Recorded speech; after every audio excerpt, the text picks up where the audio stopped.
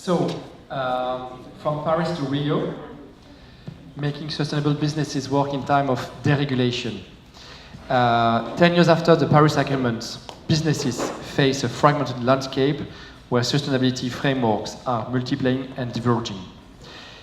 While Europe is moving towards stronger regulation through the Green Deal, mainly driven by the Corporate Sustainability Reporting Directive, as you all know as CSRD, which is primarily a reporting framework, nevertheless, it requires a strong corporate sustainability strategy.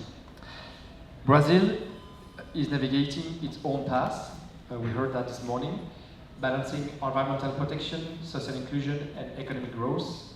So this discussion explores how companies can adapt global sustainability strategies to local context, particularly in the Amazon, and how aligning with the CSRD can unlock opportunities for innovation, investment, and resilient supply chains. So we will focus mainly on how can regulation become an enabler rather to a constraint, and turn to the CSRD to a driver of sustainable partnerships between Europe and Brazil. And we have 1 hour. Maybe as this morning you could introduce very quickly your organization so that everyone could understand. So Gabriela, first, can you present Swile, please? Of course. First of all, thank you for the invitation from Global Compact. It's such an honor for us to be here talking about this topic. So I work at Swile. We are a young French company that was founded 8 years ago in France, and we expanded our operations to Brazil in 2021. So we are a young company, and our main goal is to provide employees benefits, mainly meal vouchers.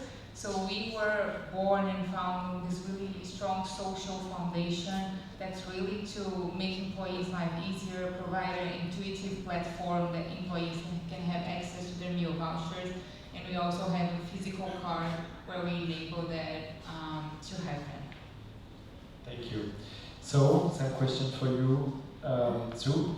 Hello, so yes, my name is Sue Phillips. I'm the head of ESG for Ipsos. So Ipsos, you may have heard of, is a global market research company, and main goal is to have a total understanding of society, people and markets to help the world make better decisions. And as an ESG lead, I'm responsible for 3 areas. So impact, the research we do for our clients to help them have the impact on their business. So understanding how sustainability can help them grow.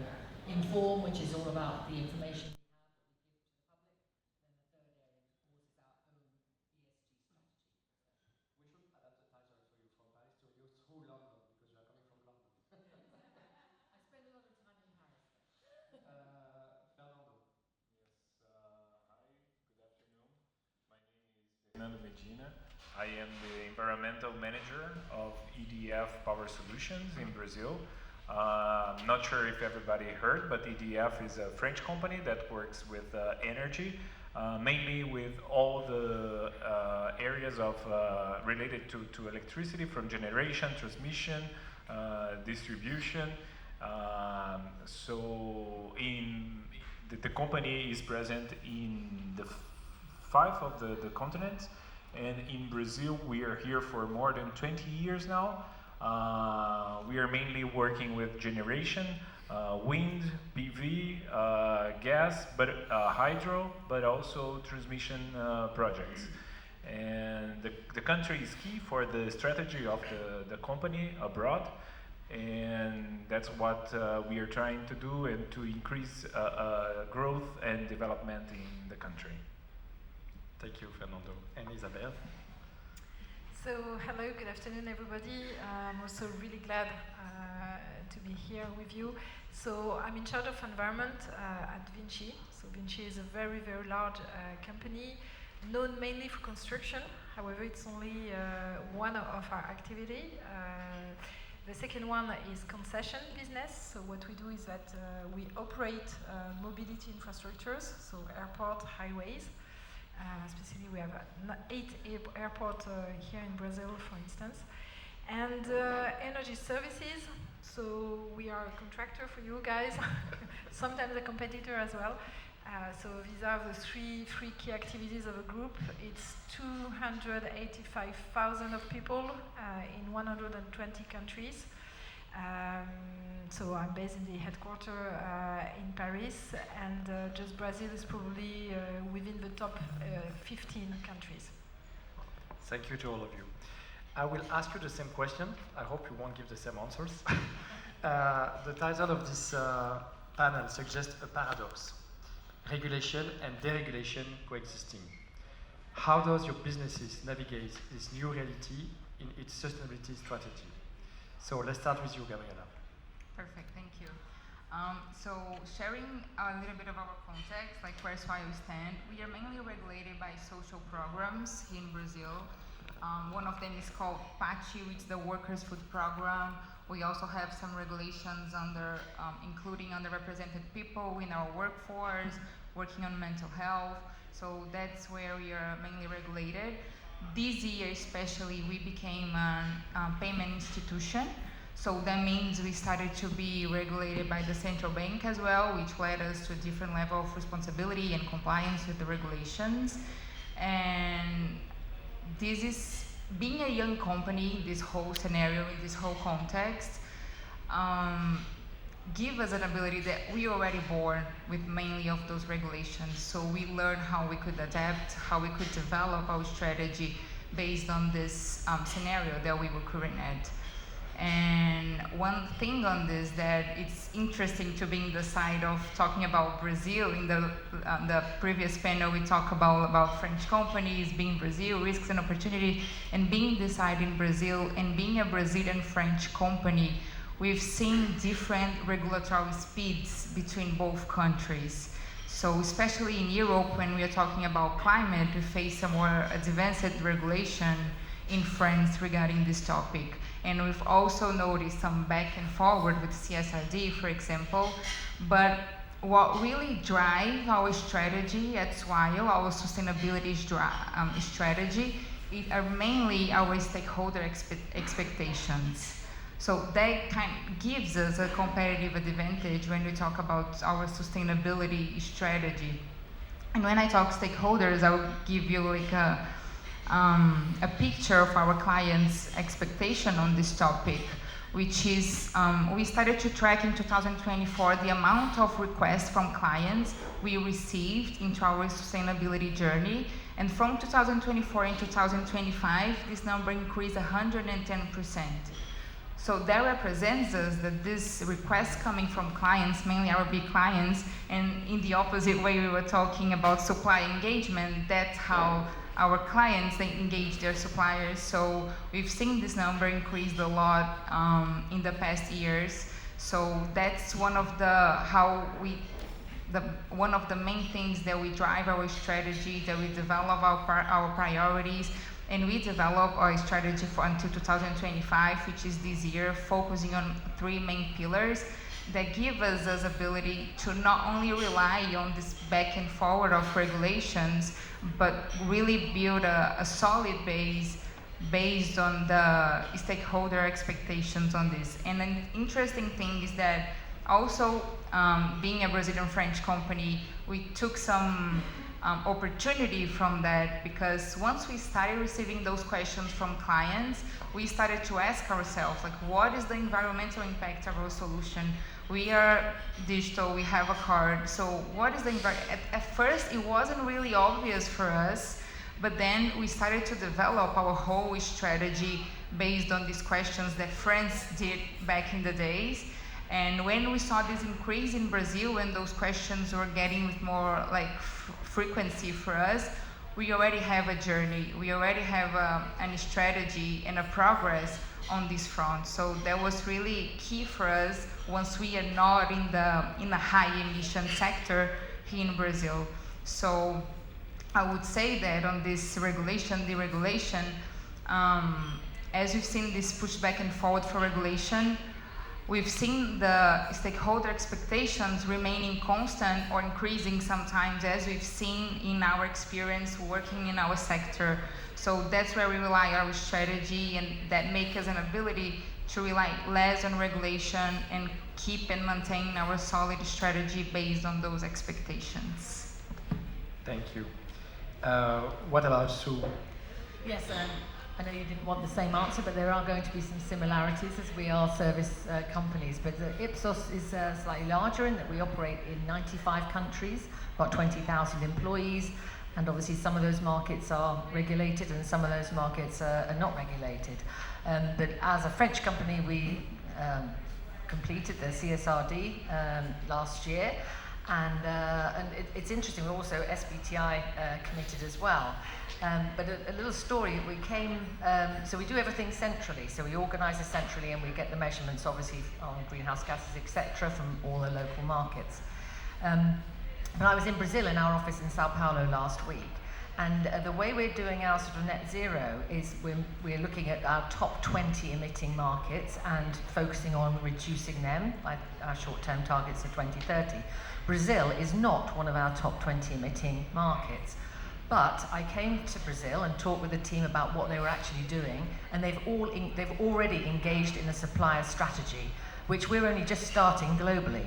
They've got LED buildings, which again, many of our other offices haven't. So this issue around regulation versus deregulation, actually Brazil is probably ahead of many of our other markets already, even though it's a deregulated market. So I thought that was an interesting observation. But similar to Gabriella, the real pressure on what we do and how we progress is coming from our clients. So we heard from Sandrine this morning, Sanofi, they're one of our clients. They are expecting their suppliers to be complying to the living wage, to be using renewable electricity by 2030, etc. So that is really the main force of where our trajectory is moving on the environmental, certainly, and social space.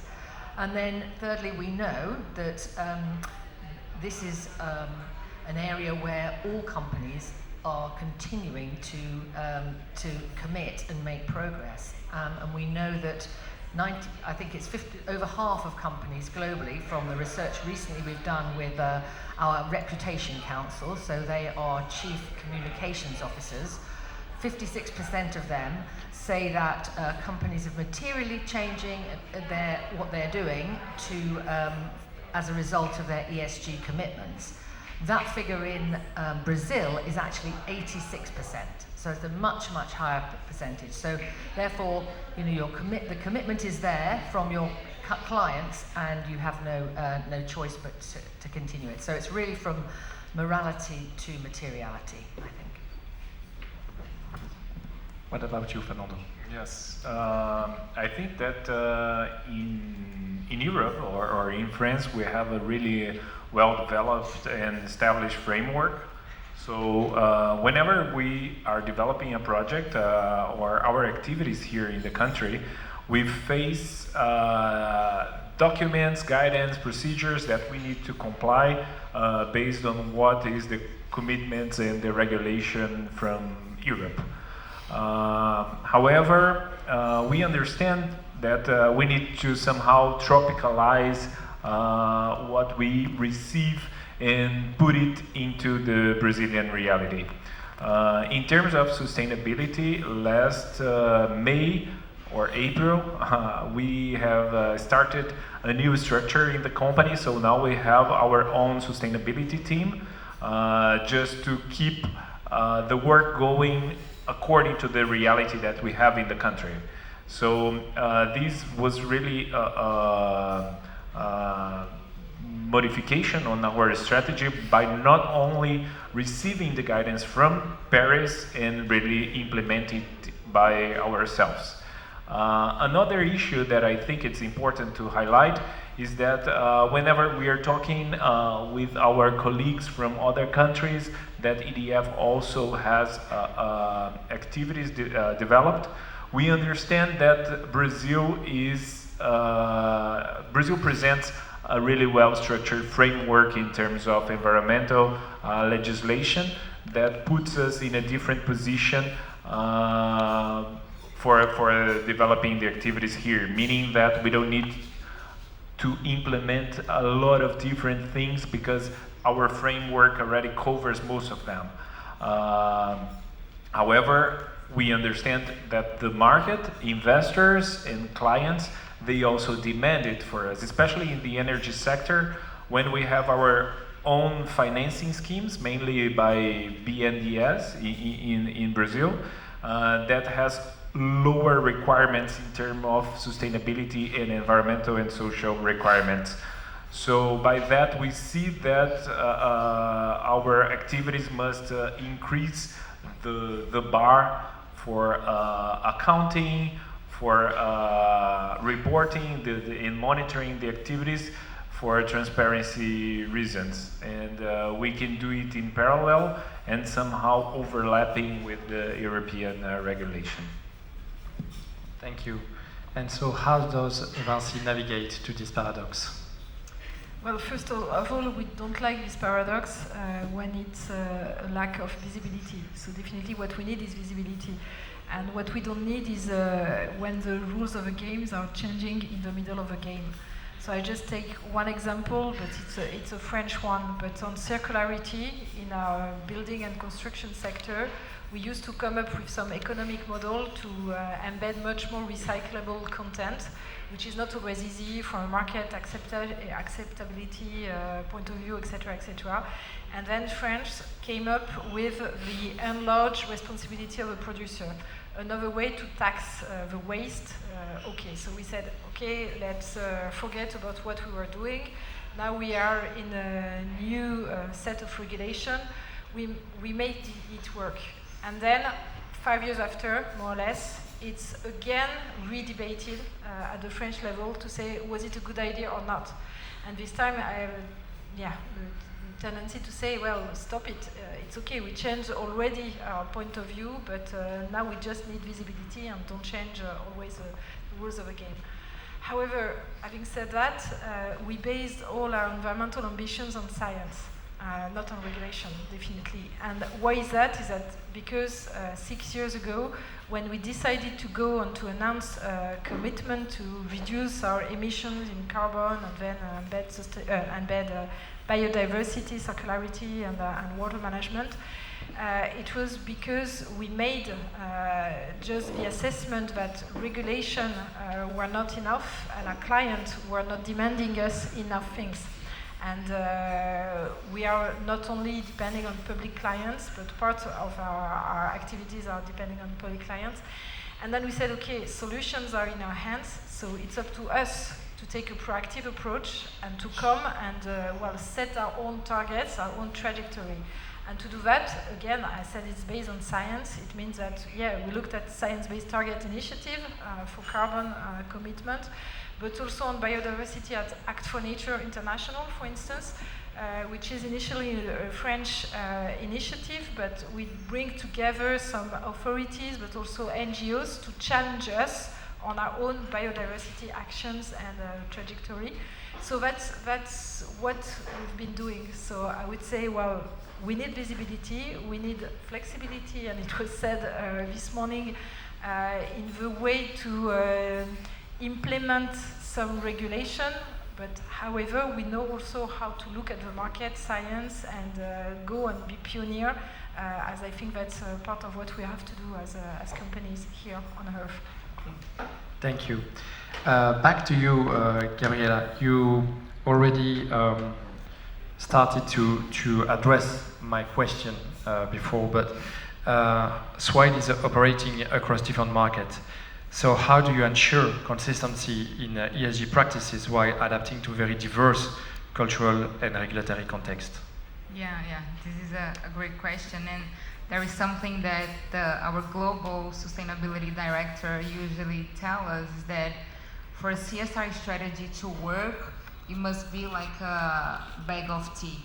So we should be able to infuse in the areas, to infuse into different contexts, and I'm saying that thinking in a cultural difference between Brazil and France, and also cultural differences between teams into the company for different realities. So that's something that really got my attention, and that's how we work.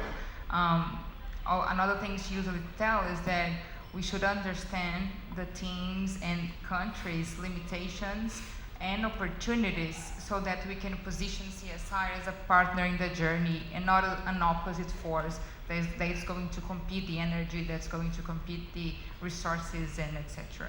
So that being said, there is also something we did since the beginning. We started a team that you all must be familiar with, is that we run the materiality assessment.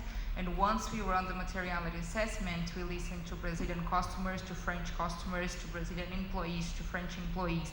So we made sure to include all of our stakeholders to bring different perspectives into our materiality assessment. That means that our whole strategy was created based on this study. So we took into consideration each team's limitations and priorities to make sure to have a consistency strategy considering different perspective of stakeholders and countries.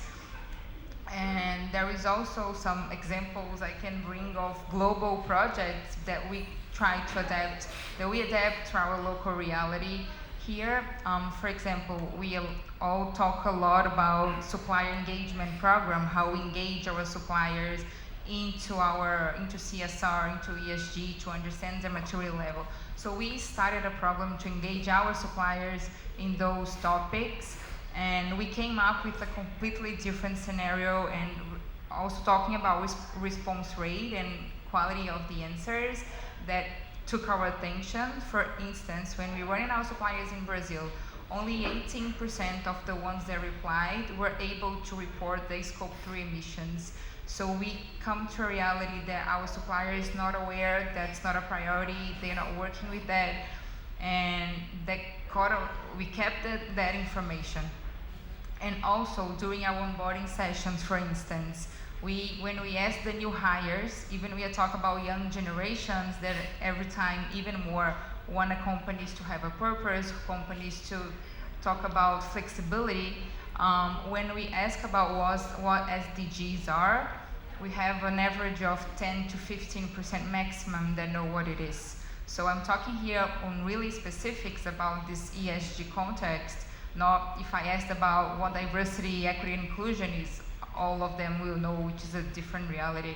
So assuming that, when we were cascading our strategy to Brazil, we added a really important phase of education and awareness of the team. Otherwise, it's going to be impossible to be a bag of tea to infuse into the areas if we don't have this awareness, if people don't know what we are talking about, how we can get them to join our strategy with us. And in Brazil, we are a team of one person. So we need to onboard everyone on this strategy to be able to be successful on this. So those are some examples that we localized, that we understood countries' differences to be able to develop our strategy based on that. Another project that we did is the recycling program of our card, because we have a physical card, and in France we developed a really best-in-class recycling project of our card. It's really wise in terms of the environmental impact. But when we came to Brazil to we developed a recycling program here, but finding the right partner was a different thing. We need to take into consideration our geography, the logistics, how we could do the reverse logistic of the car. Is it worth or not in terms of the environmental impact? So it was a completely different reality that we need to take into consideration. So there were a few things our mother company, Swile France, does that's really important for us to keep the consistency but adapt to local context, is that they have active listening. So they listen to our limitations and opportunities. They empower the local leaders, so they empower the team that's really facing the issues and the opportunities that we have as a country. And we really work to be like a bag of tea to all the countries, because we don't want to be a team of one, but we want to be a team of 200 people in our case, and really get everyone on board to our strategy to be able to develop. Thank you, and just be comfortable. We launched a survey 2 years ago, thanks to Ipsos, to know if the French people knew about the SDGs, and we were quite happy because 40% said yes, but only 12% said, but we really understand what is it about. So don't worry for that, even if people say yes, they are not so sure. That's a similar scenario. Yeah, it's similar, but Spanish and Denmark, it's more around 90%. So and Brazil, actually. Brazil was quite so high as well. quite. So French. It's great you know, to have this global data. Didn't know about it. and if you want, you have, as you are a Global Compact participant, free access to all the employees to have access to content on the academy to explain about Perfect. SDGs. It's free of charge because you pay already your fees, so just enjoy. Good to know. Isabelle, how do you adapt the European sustainability standards to the Amazonian or Latin America context without imposing a one-size-fits-all model? That's a precise question. Yeah, that's a precise one, and that's not the easiest, but at the same time, I have to say that it's part also of our decentralized model. Vinci is really what we love to call a multi-local actor instead of a global player. So meaning that we are Brazilian in Brazil, and etc., etc. So that means as well that when we launched our environmental ambition, we set a direction for everybody with some targets by 2030, but we didn't display with it all the recipe because we need the tea bag, to infuse. And what we said, okay, we need also people to understand what they are doing. We are looking for a purpose, definitely in sustainability. And what we want is that our own employees should be able to make informed decisions, so including on environment, and make the right level of prioritization, and then set all of this. So, and why is that? Is really, my background is an environmental engineer, and I always learned that environment is really local, in fact. Global warming, yes, that's a global issue because 1 ton of CO2 emitted here in Rio or in Paris or etc. Emits exactly the same amount of potential global warming, whereas it's not the case with water. You have flooding, you have scarcity, you have many differences, biodiversity the same. So meaning that it depends is almost always one of the answers when you look at making right choices to embed environment directly in some business decisions.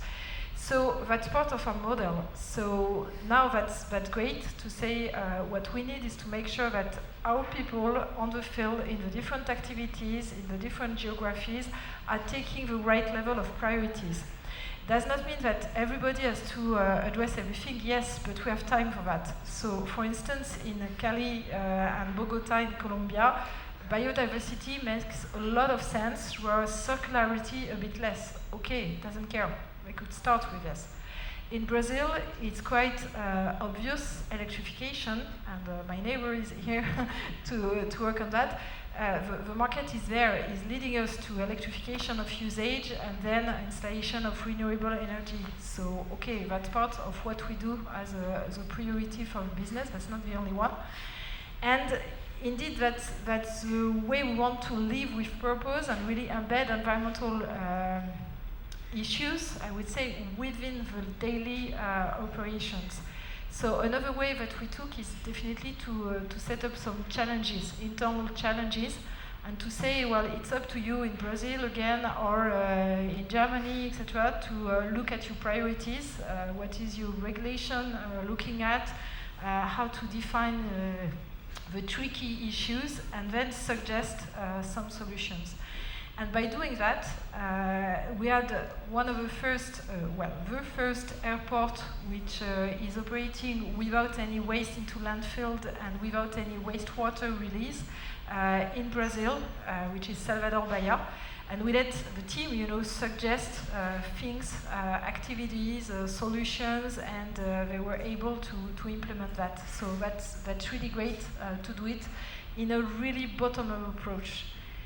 Then, when we look to sustainability standards, that's directly you point to the point that you were mentioning. If the guidelines are too precise, we have a big risk of doing things twice. Meaning that you do it once for a purpose because, okay, you define your priority, etc., and someone like Isabelle in Nanterre, close to La Défense, decided that this new set of things is a priority, or the regulation is a...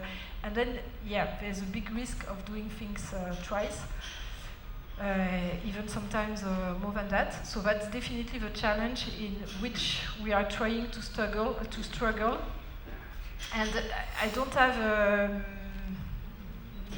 ready-to-use tricks, etc., to do that, but I have a tendency to use two dynamics. One is the one of a dot on the map. We need everybody to move and they make their own priority.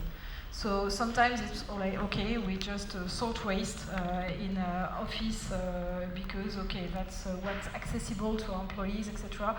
But at least the big majority of people can make some moves, and because environment is really the action and the heart of everybody.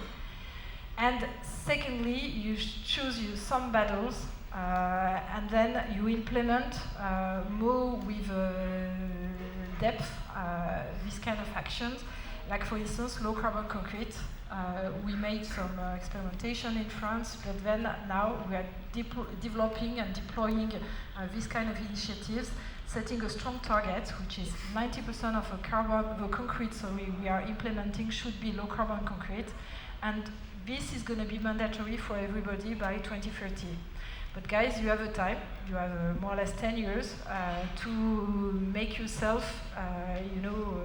some rule, look at the supply, etc., and adapt to this. And here is how we're going to make, impact in terms of quantification of this impact. So that's kind of balance between making things really with purpose and accessible to everybody, and sometimes, decide about some battles.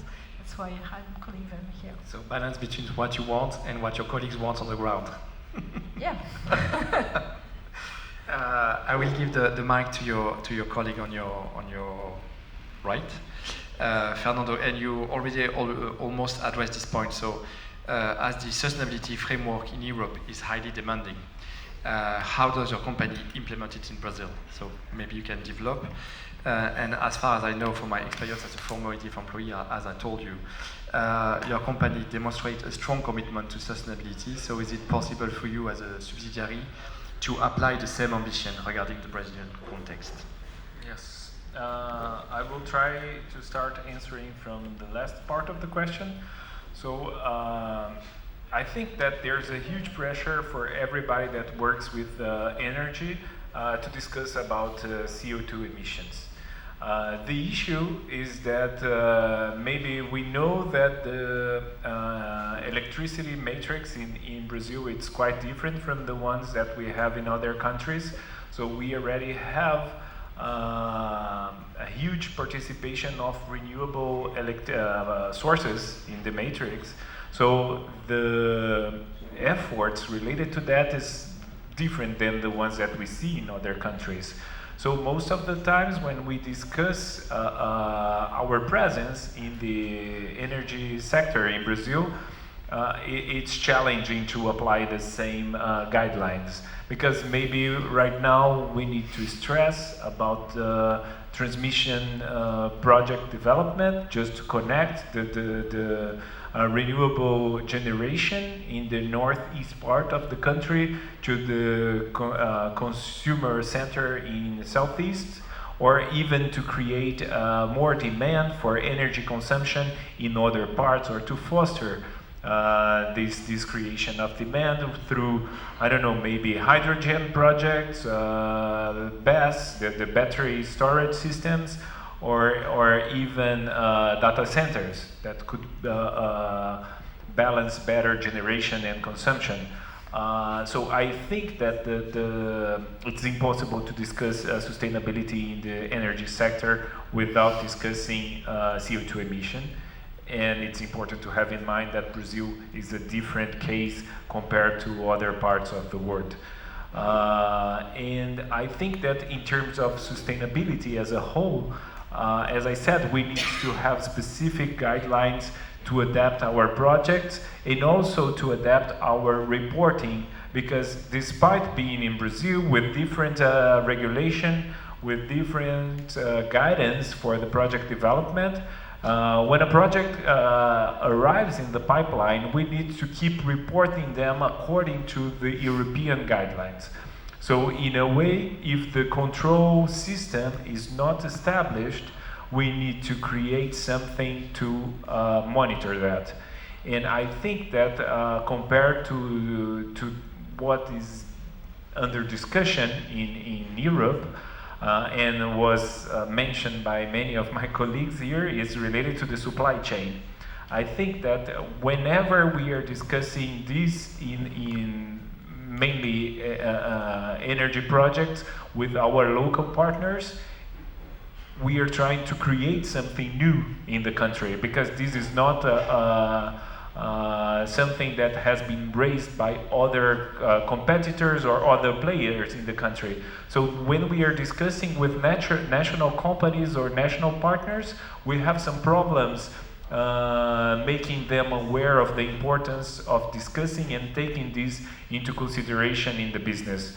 So I think that the tea bag comparison is important not only within the company but with the market, because we can be a vector of implementing and discussing this in the market, making the beginning or the first step of the change related to the reflection on the topic and how important it is to consider all the supply chain and not only the part that we are mainly involved.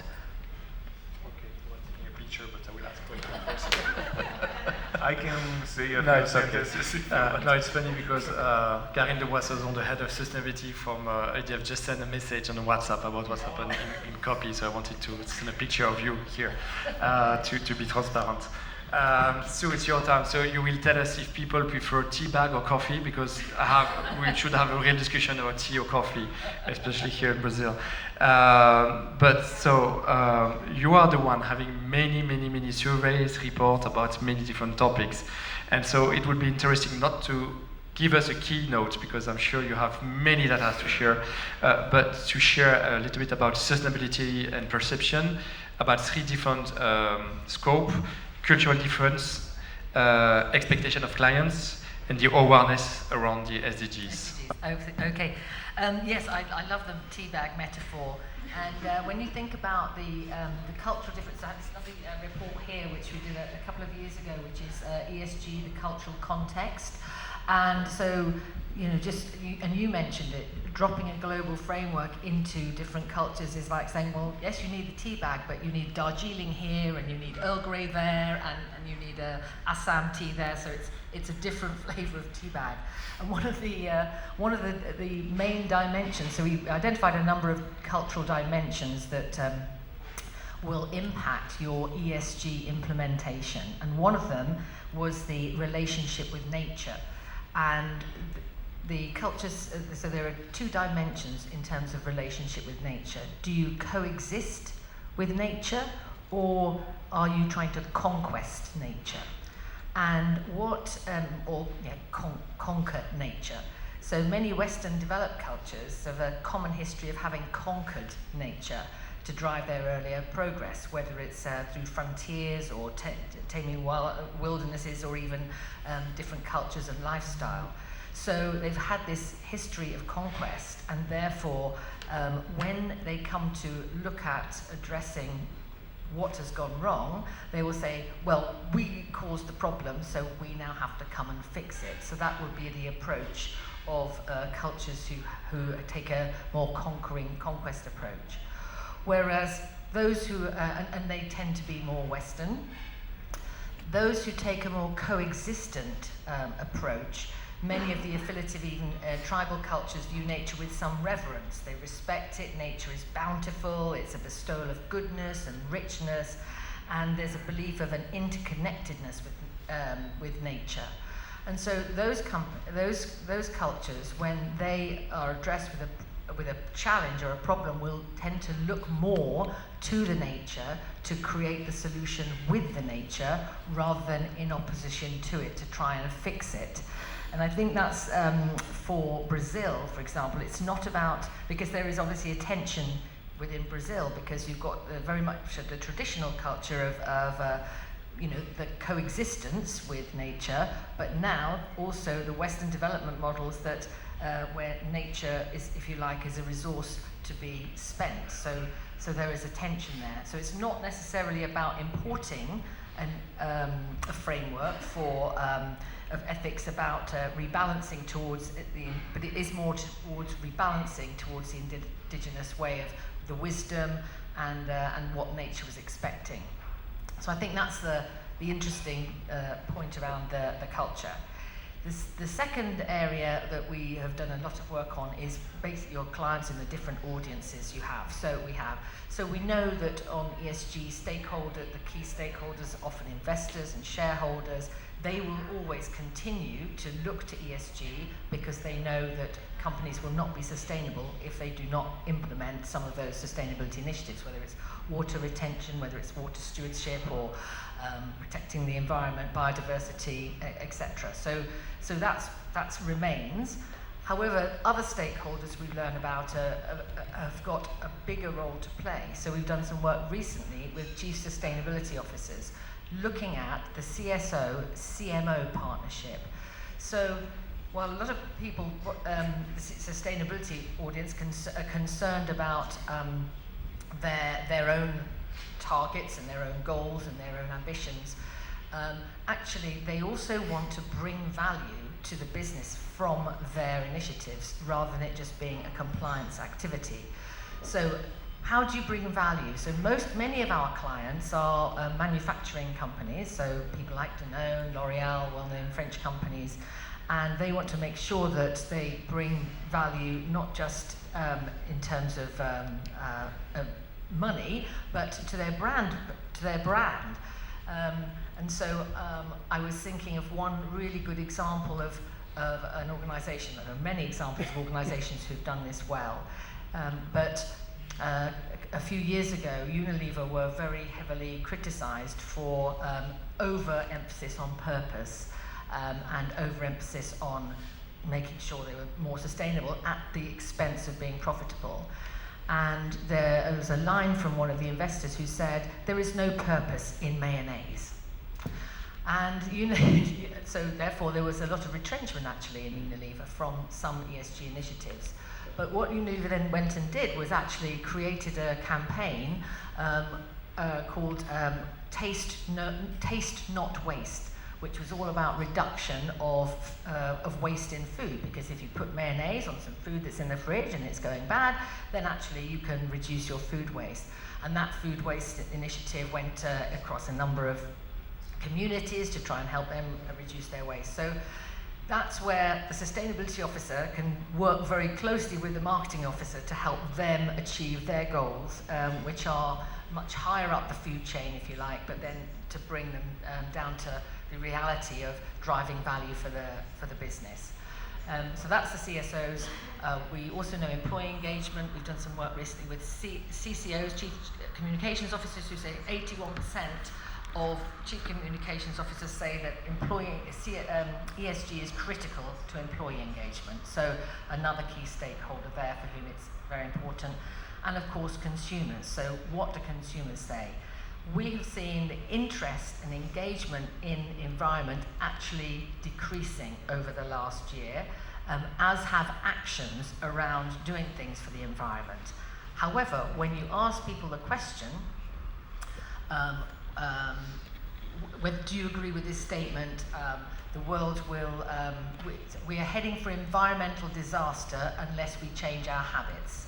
78% of consumers across the world agree with that statement. And that hasn't changed, and in fact that has been increasing over the last couple of years. But 72% say we're doing all we can to protect the environment. So there's a real gap there between what people are concerned about and what people actually feel they're able to do. So there's a lack of agency there among consumers to do anything. And we've got plenty of data. Sustainability is always a co-benefit, it's never the benefit. Why somebody picks something off the shelf, they buy it because it's convenient or tasty, not because it's sustainable. So there are challenges about bringing that value to the business, but that's sort of at the top level of what we've found. And last but not least, onto your SDGs. So you mentioned about the number of people this year. We asked an interesting question around SDGs. What proportion of the SDGs are on track to be achieved by 2030? Now, I think we all know it's 17% is the actual number. Is that right? 17 or 18%? 17 to 35%. It depends what you count. Okay. The official number is 35% if you want to be positive. Okay. So in Brazil, 1 in 10 think that we're 70% on track. In France, only 3%. A little bit more pessimistic in France. French always pessimistic, always. Optimistic in Brazil. But actually, they're around the same in terms of getting it right. Around 2 in 5 get it right, and say it's around 20%. Globally, around a quarter say that it's around 17 to 20%. With globally only 6% thinking it's 70%, and actually around 14% say that with less than 5%. So I think it's that perils of perception. They don't really know. Obviously, that's what that data is telling us, is uncertainty. But there's also in Brazil an overestimation to what we're doing, and in France an underestimation. But I really like the super optimistic way of thinking of Brazilian people. Yes, I think it's much more engaging than the French way. Absolutely. French, we will never achieve anything if we represent the French people. So back to you, Gabriela. So for the last round of questions, in a country like Brazil, where regulation is evolving, what role does corporate culture play in driving sustainability from within? Yeah, so again, the concept of bag of tea, it really applies for the culture to be able to develop our work. And also about that, how we translate that into practice is that, for instance, of course, culture, if it's not one of the most important things for us to be able to develop our strategy. So one thing we try to do at Swile is that, bringing again the example of the onboarding of new employees, we talk about CSR, we talk about ESG, but one thing we always try to connect is that if we are hiring people from the innovation team, tech team, we try to ask themselves and ourselves, what the CSR has to do with the innovation team? How can they work with this new lens of CSR? It's kind of the main role of the work we do, is how can we make sure everyone in the company has this new lens of making decisions, of trying to connect that with their daily operations, because much better than myself trying to make those connections, it's the people who are working into the specific areas. How can we use the knowledge to make sure we are going to connect both worlds and not work separately? So the same with the people team, the same with people from the procurement team that we are hiring. How can they add CSR into their daily basis decisions, discussions, as we are not there in every discussions? How can we do that? So kind of a work is to add this new lens of how to make decisions, of how to add this new card at the table when they are discussing about their business and they're discussing about key projects, how to prioritize, how to add those projects to the table. So that's one thing we do, of course, that kind of related to the green skills. How can we develop the team on those knowledge to make sure they are more aware of the topic and it does not being centralized in one person or only one team.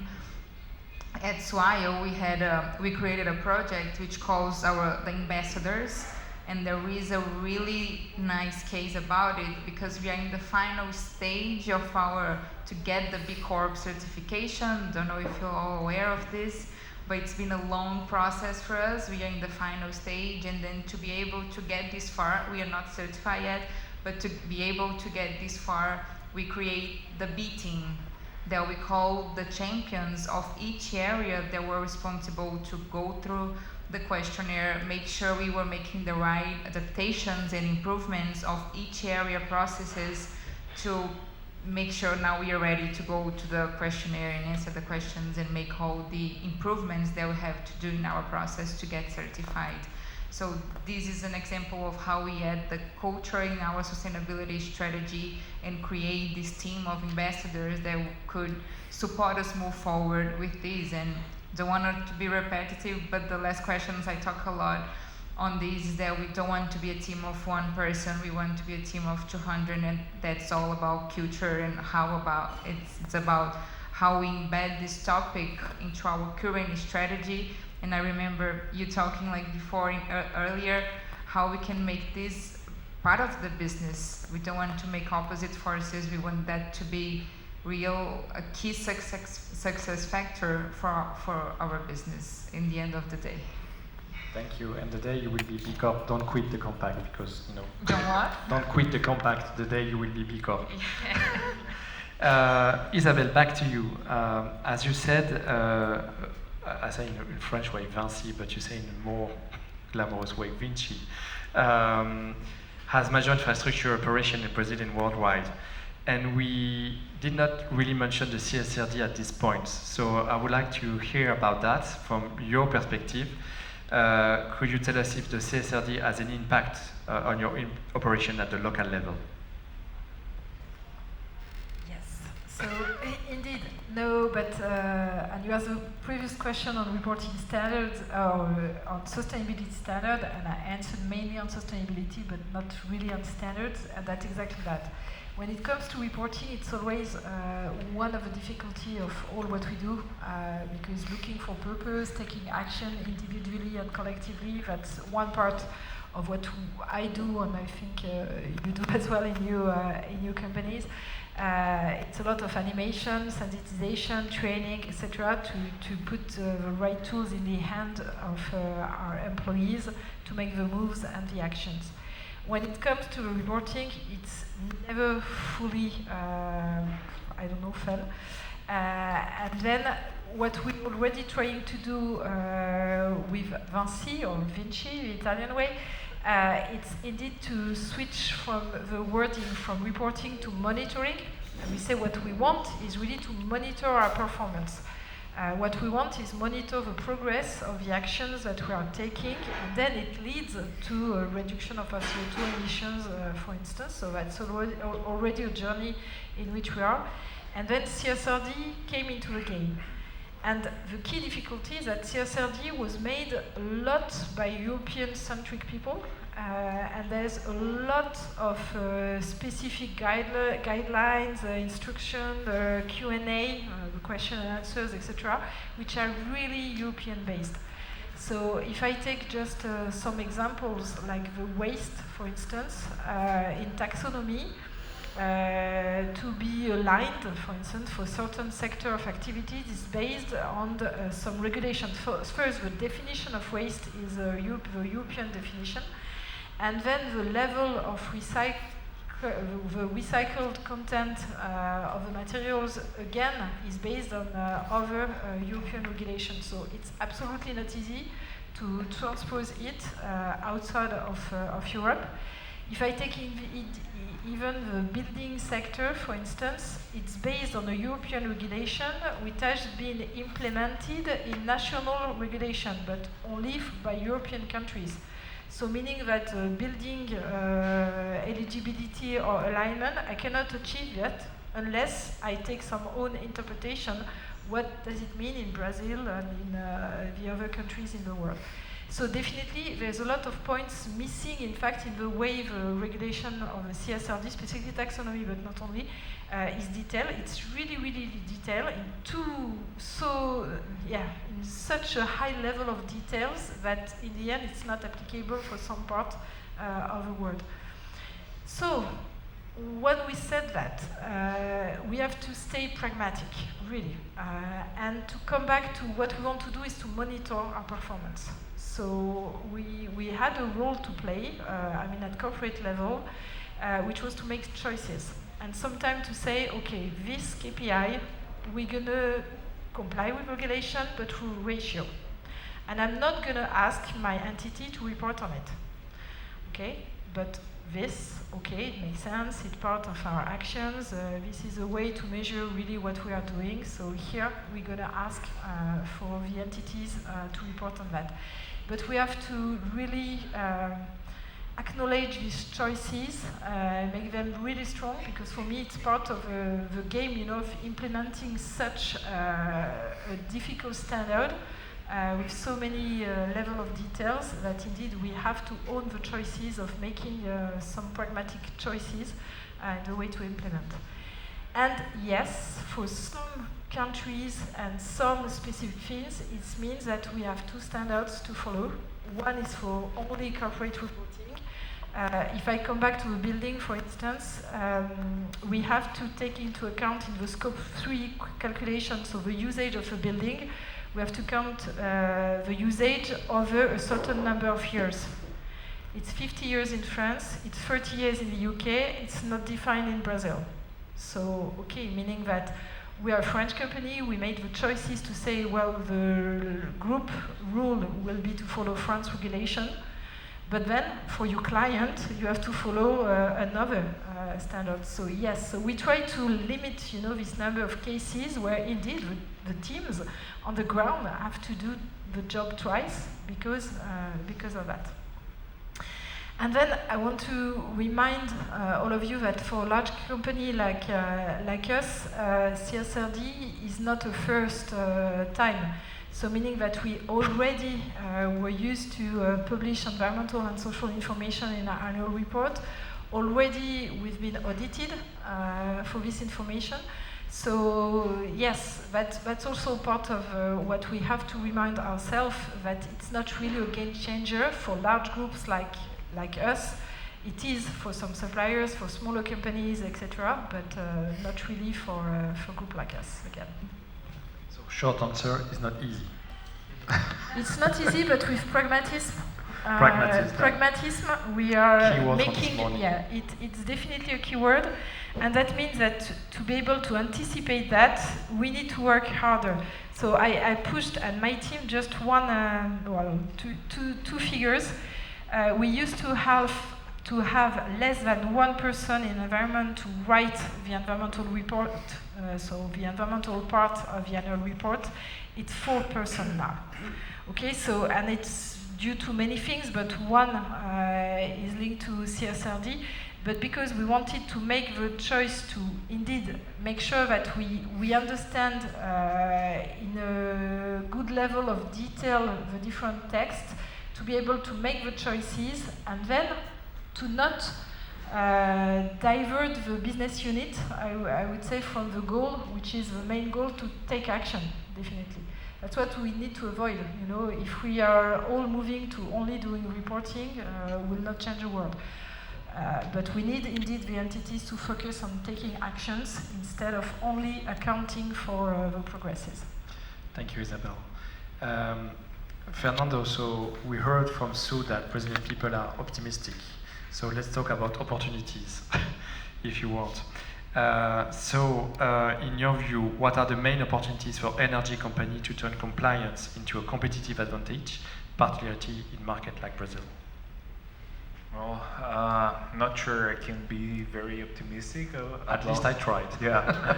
I think that there's a huge challenge in that, because since the national market does not oblige every company to follow the same guidelines, the competition is not fair. Because we, as a European company, when trying to develop projects here, we have to comply with a certain level of European requirements. And we see that the competitors are not following the same rules.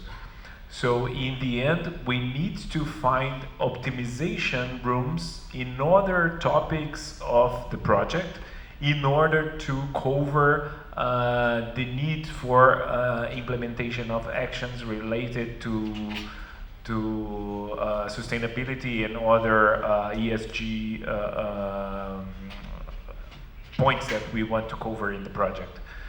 It's not impossible, it's very challenging. We are managing to do it, but at some point we see that there is a potential for a national regulation that covers and raises the bar to other companies and to the market in general, so that maybe by doing that we have something that will be more fair to the competition and also more fair to the environment and to the society in general.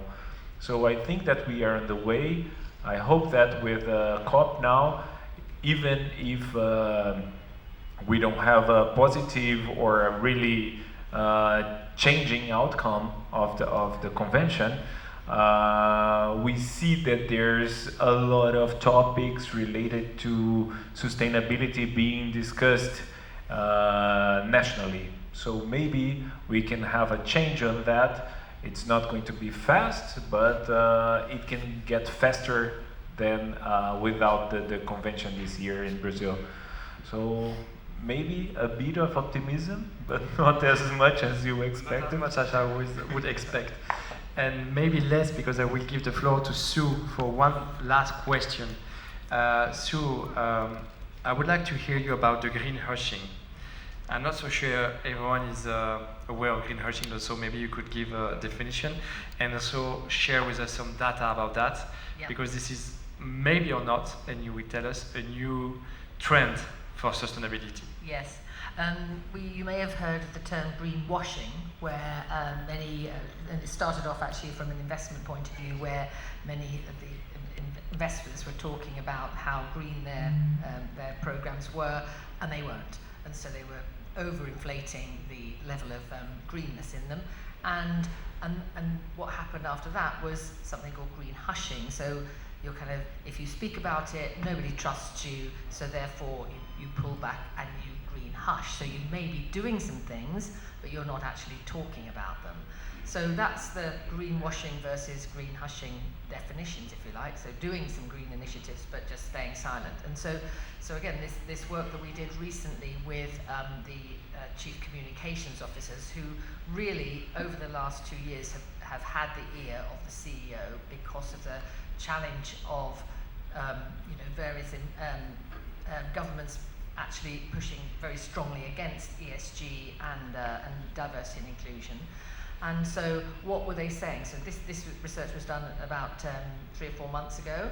And when it comes to, so the question, when a topic is potentially controversial or going to raise some questions, what do you prefer to do? Do you prefer to speak out? Or if it's going to bring some diverse responses, do you prefer to speak out? Do you prefer to stay silent? Or does it depend? And I think, just to get the numbers right, only 1 in 5 were prepared to speak out. Well over a third were saying they would stay silent. So I think it's 32% said they wanted to stay quiet, and 47% said it would depend on the question. So our general sort of summary from in this report on how they are approaching ESG and/or any other more challenging topics is strategic silence. So they're making a determined and intentional decision not to speak about ESG and diversity and inclusion. So what's really happening is that they're sort of reinforcing the home front, which is what they're doing at home. So because they know it's important to stakeholders like investors and/or shareholders and/or clients and/or employees, so they're continuing to do the things. They're just not speaking about them. So you might assume that nothing's happening, but it is. But then what could actually happen is, so then authenticity prevails. So if actually it is core to your mission that you are sustainable, and it's core to what you stand for as a brand or a company or an organization, then when you do speak about it, it actually has a greater impact, because you're not speaking about it just because it's the thing du jour, it's because it's something that's actually core to your business. I think, so that's what we're hearing. I think my main concern, particularly from how that impacts society, is that if nobody is talking about it, then nobody thinks anything's happening. Most people are more concerned about violence, corruption, inflation, general conflicts, than they are about climate change. So it just continues to fall down the agenda. and therefore companies no longer think the environment is important to leverage as a conversation with consumers or other stakeholders, so they don't. And so it just goes into this sort of downward spiral of lack of concern. So it makes our job a lot more difficult. The UN Global Compact asked last May 2,000 CEOs around the world about the perception of sustainability. 98% said it is a major issue, but just 50% of them said, I'm comfortable to talk about. Exactly. And we have a lot of concern because a few years ago, they were like 60 to 70% saying we are super comfortable to talk about. So maybe it requires another roundtable to discuss about that number or next year.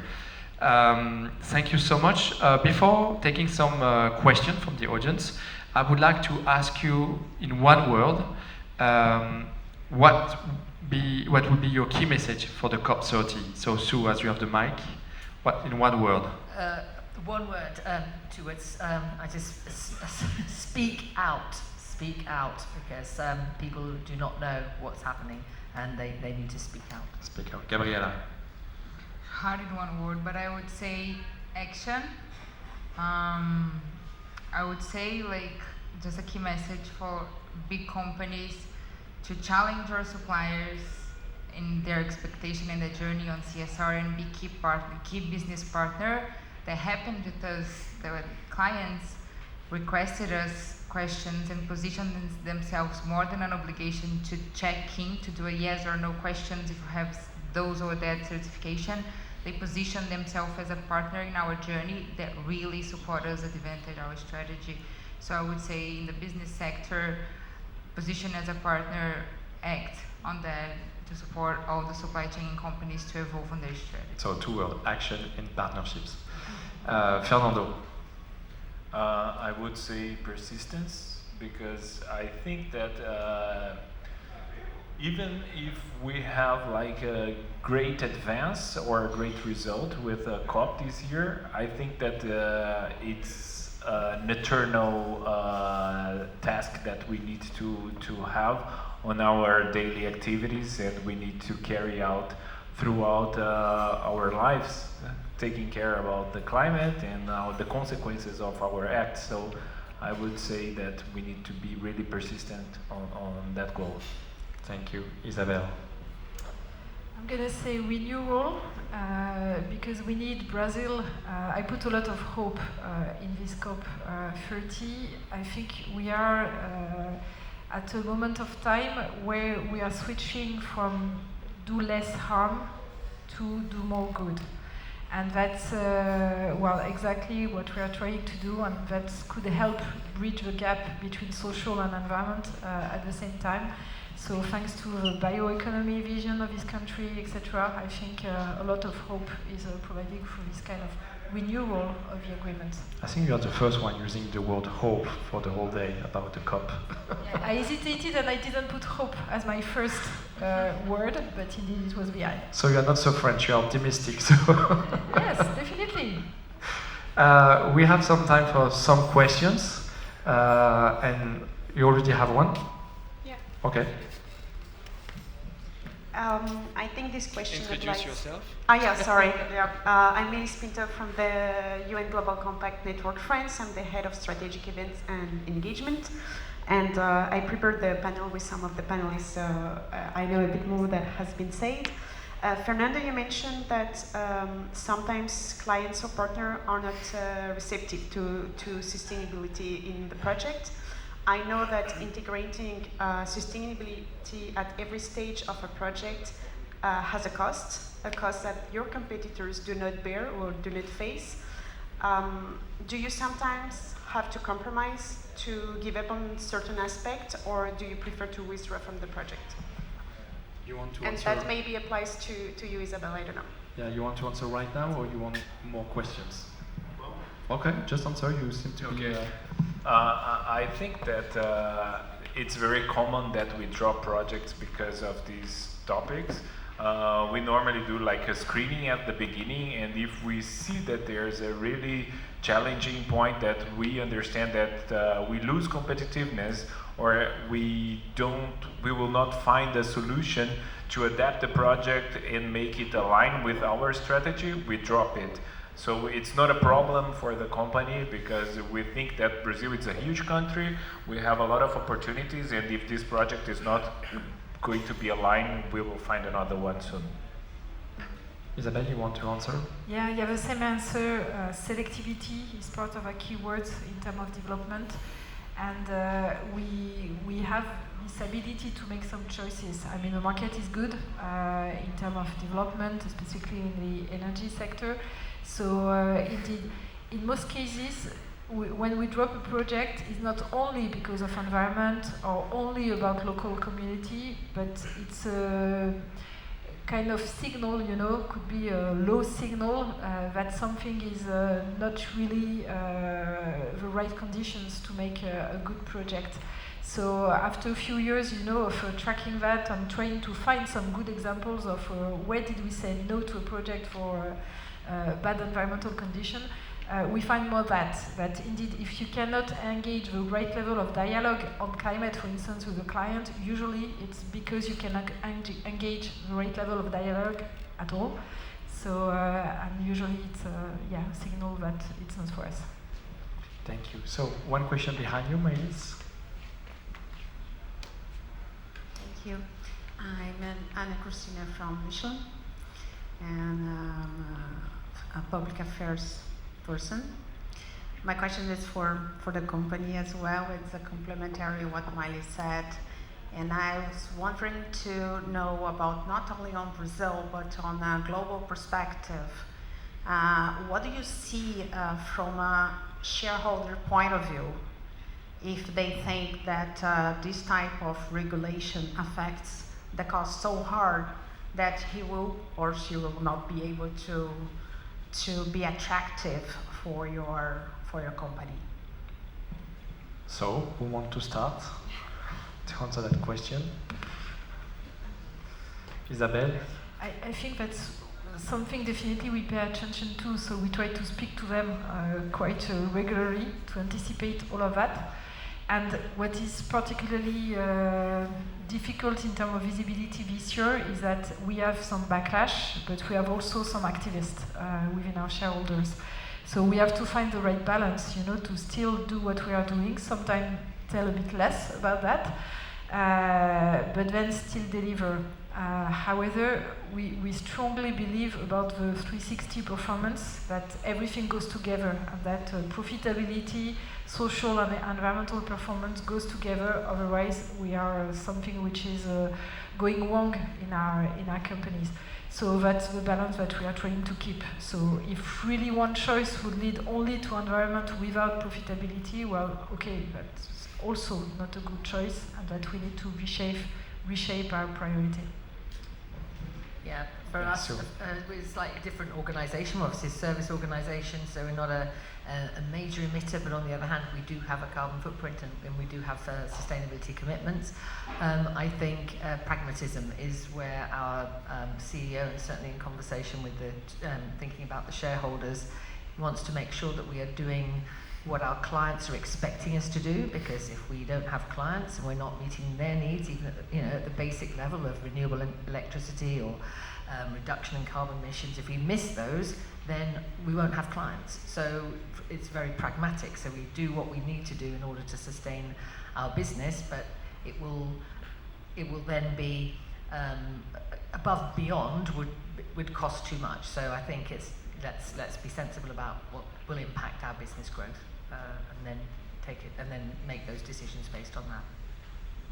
Gabriela, Fernando, you want to? Yeah, in our case, it's kind of similar to that, because we are not really impacted and driven by regulations. It's mainly by our customer expectations on us. So we prioritize. Of course, we are not able to attend 100% of the requests and shape our strategy based on that, but how we can prioritize, align with those expectations coming from clients, and align our strategy based on that. So in our case specifically, being a growing company, being a company that's more regulated on social programs, I would say that align with our client expectations, it's kind of a joint force where the business is going, and how does that impact the decision of our clients to to work with us. So that's more on the side that we try to balance and prioritize those requests on our strategy.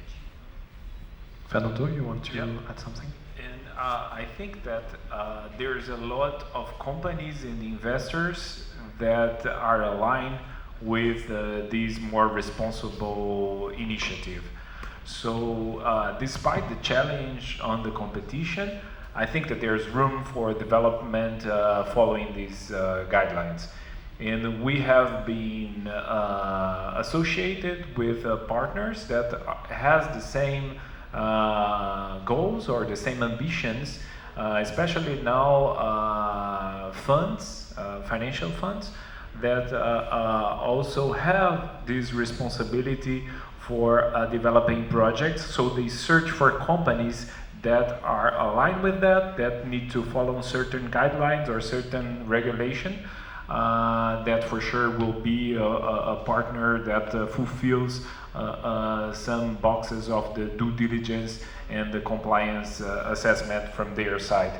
So there is a movement in the market for developing projects in a more responsible way, and we want to be in this part of the movement to drive development under these circumstances.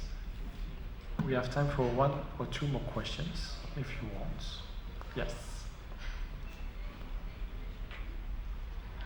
Good afternoon. My name is Luc Janelet. I'm doing consultancy in stakeholder management.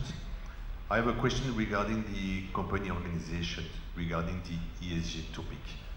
Some years ago, I worked in the automotive industry, and the key challenge for automotive industry was quality.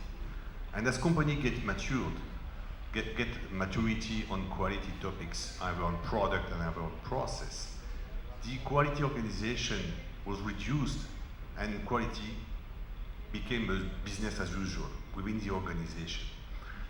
And my questions, as we have many representatives of ESG organization in your respective companies, how do you see the future of organization regarding the ESG topic? How long is it going to be a specific organization, and when is going to be a business as usual topic? So, who is inspired? Isabelle. Yeah, I can start, but I would love for sustainability to become really business as usual, but I think we still have time before we're here. So I tend to split a bit, like environmental compliance, yes, that is currently business as usual, meaning that it's led by the former EHS people, or quality, safety, environmental compliance. When you move to carbon footprint, that's sometimes mandatory, sometimes not, so it's more voluntary, and it's not exactly the same people able to do that. When you look at biodiversity, when you look at innovation and bringing on the market sustainable solutions, that's again totally different. So I would say it's a question of maturity. The same time as in any other organization. So I try to give the hands, to the business unit for some topics, and more in my company currently, carbon is managed more and more as a business as usual thing, specifically on scope 1 and 2, so our direct emissions. It's not yet the case for biodiversity, water, circularity, for instance. And so we still need, the sustainability people to work on this still emerging issue. And I would love to have no work anymore, in 10 years, because everything is business as usual and we don't need any support. But I guess, it's too much of hope here. Okay, one of the other speakers want to answer. You are not obliged to, if you don't want. I thought the same thing when I took on the role of head of ESG. I thought, my job is actually to do myself out of a role so that sustainability actually becomes embedded in the different functions. And what I'm observing, every company is different. Sometimes a sustainability lead reports into marketing. Sometimes they report into the operations team. So it will depend on the company and the nature of the business and the job they have to do. But a bit like the chief digital officer was there to do some digital transformation in organisations. That's pretty much happened now, and I don't think you hear of many chief digital officers. So my expectation is that the Chief Sustainability Officer will probably disappear and then move into the various departments where sustainability actually is critical to business success. Fernando, Gabriela, you want to react or? Yeah, I think that part of the future depends on what we are doing here now and maybe after here, because it all depends on the awareness also outside of the company. Because if society start demanding the private sector to invest in ESG, they will be more aligned with that and they will be more prepared for that. So I think that in the future, the trend is to have more people talking and requesting companies to disclose and to take it seriously. So I think that in the coming years we might have something as you shared with your experience with quality and more integrated, not only in a given area, but as the whole company and with different actors, because everybody has a part or a share on the result relating to ESG inside the company. And Gabriela for the last word. Just another point of view on that is that, like we were discussing earlier as well, on this, that also could be just a matter of a narrative of how we talk about ESG and how we can make sure the narrative we talk about those topics, sometimes something people were doing a while ago, because ESG is not a new topic. It has been a while ago being discussed. We create this framework. This is my perspective here in Brazil, to be easier to have the same framework, to talk on same language, common ground. But in the end of the day, that's a work that's been done for a long time ago. We just reframe that like this. So I would talk about like how we talk this ESG narrative and make them more on a business as usual, on a reduced risk perspective, and all this type of work. Thank you so much. I think you deserve a huge applause, so we can offer the speakers. We'll take a picture and then we will have